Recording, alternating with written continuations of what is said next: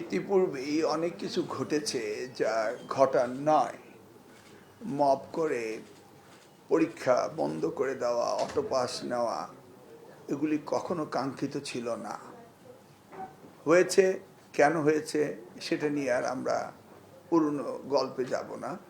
তবে আমাদের যে ভিশন এবং মিশন, সেটা আমাদের নির্বাচনী ইশতেহারে ছিল এবং আজকে মাননীয় প্রতিমন্ত্রী আবারও লিখিতভাবে এটা পড়ে শোনালেন।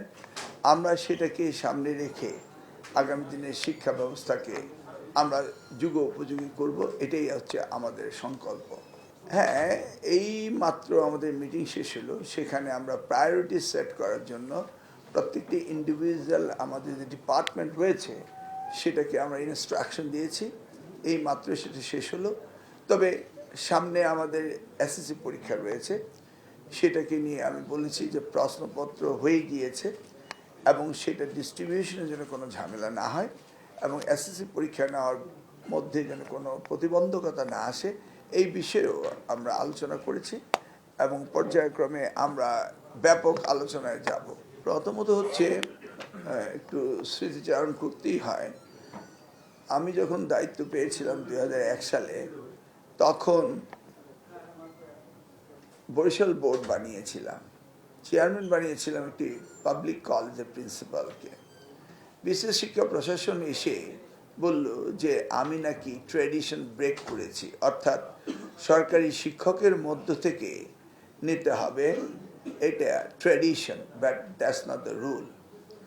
তো তখন দুপুর 12টা বিশেষ শিক্ষা সমিতি, যেটা আমাদের ছিল অ্যাসোসিয়েশন, সেটা তখন বিগত রাজনীতির কবলেই ছিল।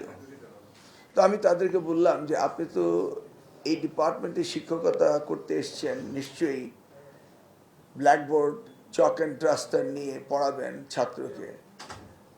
বোর্ডগুলিতে কোনো ক্লাসরুম আছে, চক অ্যান্ড ডাস্টার, ব্ল্যাকবোর্ড আছে? বললো না। তাহলে সেটা কি? সেটা অ্যাডমিনিস্ট্রেশন। তো আমার দায়িত্ব অ্যাডমিনিস্ট্রেশন চালানো, তো আমি অ্যাডমিনিস্ট্রেশন চালাবো। আপনি যান, শিক্ষকতা করবেন, কোথায় ব্ল্যাকবোর্ড, চক, ডাস্টার এবং আপনার ছাত্র শিক্ষার্থী রয়েছে সেখানে যান।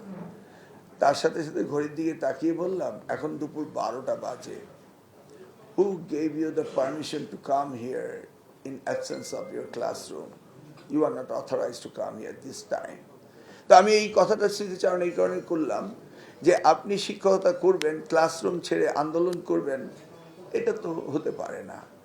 আপনাদের দাবি দেওয়া যেভাবে আসা সেভাবে আসবে, আমরা সেগুলিকে অ্যাড্রেস করব। এমন তো না আমরা অ্যাড্রেস করছি না, আমরা করব।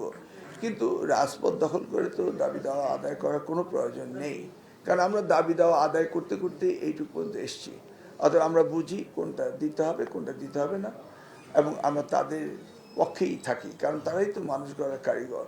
আমি আশা করি তারা আমাদের মেসেজ পেয়ে গিয়েছে এবং পেয়ে যাবে এবং সেভাবেই তারা কাজ করবে।